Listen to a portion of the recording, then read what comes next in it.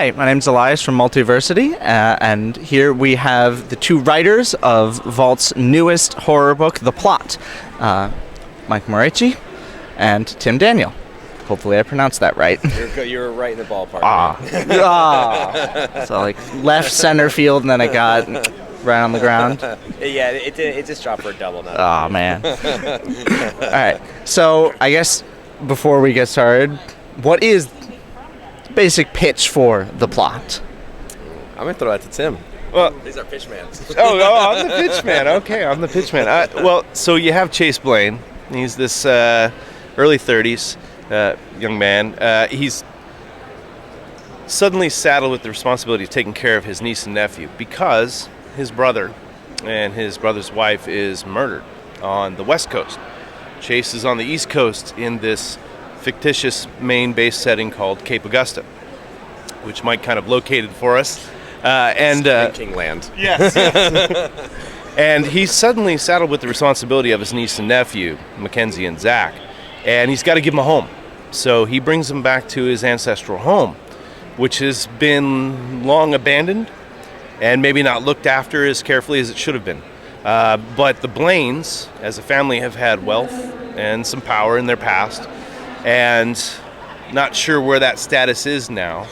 And he brings them back to that home, and once he does, he begins to discover, as does Mackenzie and Zach, that there are things within the home and things on the land, the plot itself, where the title gets its name from, that have burdened and haunted this family for generations.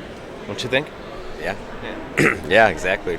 I guess I'm the pitch man. You are the pitchman. See, I told you. So, since you both are co-writing the book, one of the questions that kind of comes up whenever there are multiple writers is, how do you split up the writing? Is it a pretty even division? Is it completely collaborative? Is someone more the character writer versus the setting writer, et cetera, et cetera? So how do you two work specifically for the plot together? This is Tim's and mine third rodeo, and it's gotten to the point. It's funny. So we had done two horror books prior to this called Curse and Burning Fields with Boom, and as we've been working on this together, the plot, I kind of went to revisit those, and I honestly don't remember who wrote what. I have no idea. It got to that point where I think we meshed so well.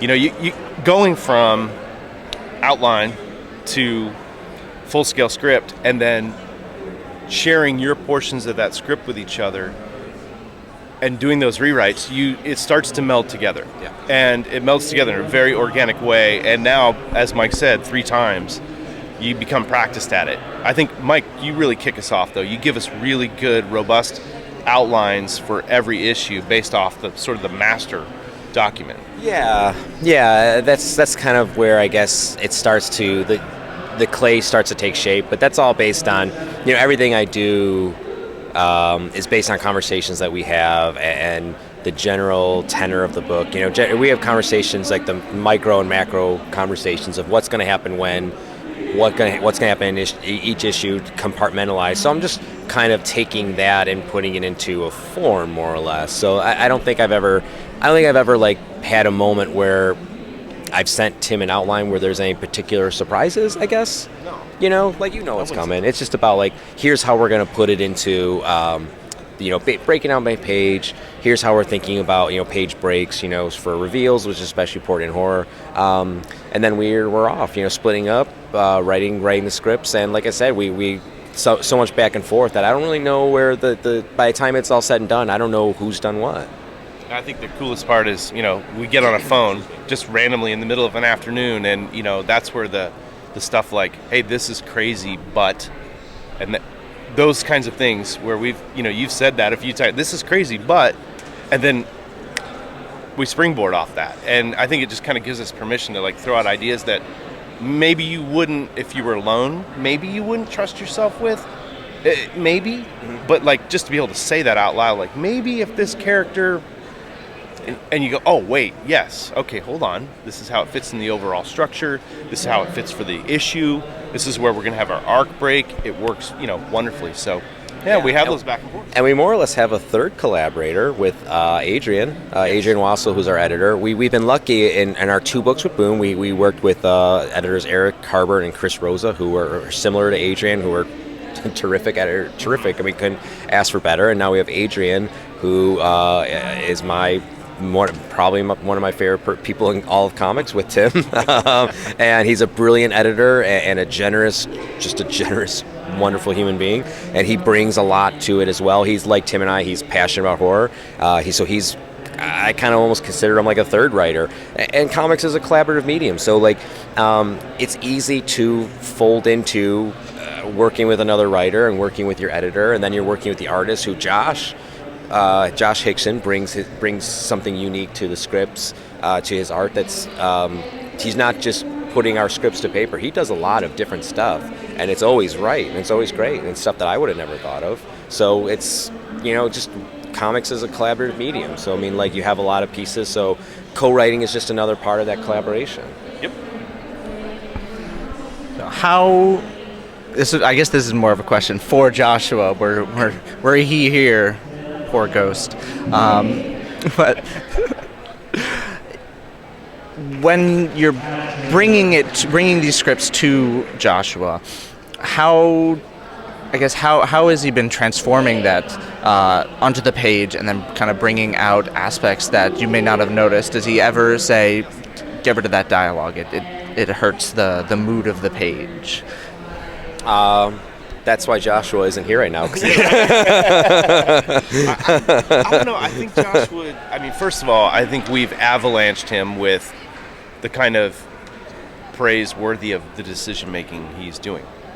He's doing things on the page that we write but don't expect, and he's bringing that. So I was downstairs looking at some of his original pages from the plot here at the convention, and he pointed out a couple things to me I didn't notice that he was doing visually, in terms of like the third row of panels on issue 1 at the bottom of the page. He was working further out, pushing in close each time, and so he was intensifying every page turn. I didn't even notice it until he pointed it out to me. I had noticed some other decisions he had made with our story and the panel count on a page, things like that. But that's the kind of stuff that I think that's what a master storyteller does, is they're going to do things you're not even going to be aware of that are happening to you, and it's just part of that experience of reading the book. And so not only his artistry, but it's his decision making that I think has just taken what we've done and brought it even further forward. Yeah, I think this is the most purposeful book that I've ever written, from our script to Josh's art, and I think that's one of the things in art in general, comics, film, whatever medium. There's a hidden art, in a way you can say, and I think there's a deeply hidden art in plot 1 that maybe readers don't recognize. But I think one of I don't know if you've thought about this, but like, we've gotten such great response to this book, and I think that hidden art, whether people are cognizant of it, is really impacting the reading experience, because there's a lot going on in the art, and that some of it was in the script, some of it, like what Tim mentioned, is just that Josh doing. Like, one of the things that we worked on really heavily was transitions. Yes. And we wanted it to feel, horror, there's a certain amount, when you're doing horror, there's a certain aspect of inevitability. A lot of horror is about death. Death is inevitable. And we wanted the comic to feel inevitable.